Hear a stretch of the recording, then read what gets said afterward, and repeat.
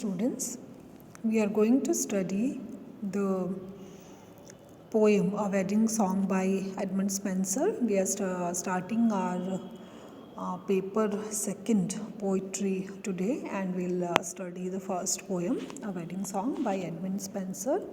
First, we'll study a bit about the poet Edmund Spenser.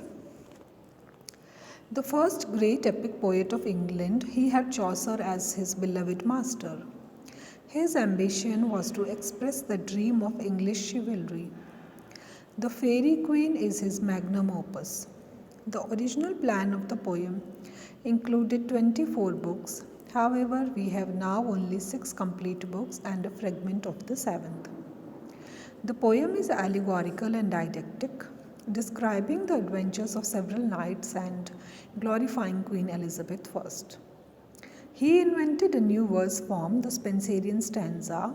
His other works include Shepherd's Calendar, Astrophel, Amoretti, and Epithalamium.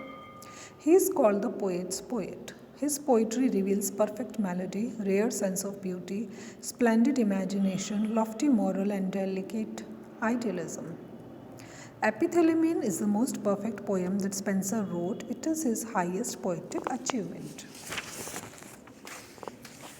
The title means a nuptial or wedding song. The poem celebrates Spenser's wedding with Elizabeth Boyle, probably in 1594. It has all the qualities of a pageant or masque, a series of presentations in which, by turns, mythology, reminiscence, natural description, and homely details gathered together to express and reinforce the poet's feeling of joy. So, students, in this way, we see that Edmund Spenser was a great poet, and this poem, Wedding Song, it was written on the occasion of his marriage with his beloved and his who became his wife, Elizabeth Boyle.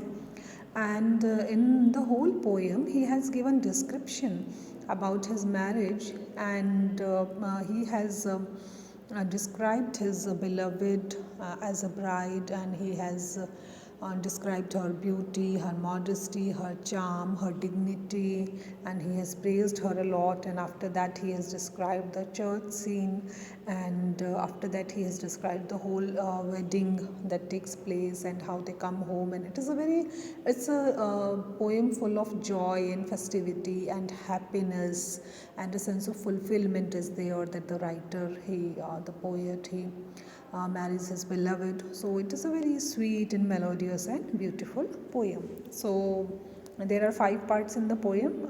So the beginning lines are like this. Lo, where she comes along with portly pace, like Phoebe from her chamber of the east, arising forth to run her mighty race, clad all in white that seems a virgin best, so well it her beseems that ye would ween some angel she had been. Her long loose yellow looks like golden wire, sprinkled with pearl and pearling flowers atween, do like a golden mantle her attire, and being crowned with a garland green, seem like some maiden queen. So the writer has described the coming of this bride. She is coming to the church, and she is looking so beautiful with her dress, and her hairstyle is also very beautiful, and she is coming to the church to get married to the poet, to her lover. And it is a very beautiful description of her attire, that is a golden attire, and her head is crowned with a garland, and there are pearls in her hair, and she seems like a maiden queen. So there is an air of royalty about her. So these are the opening lines of the poem.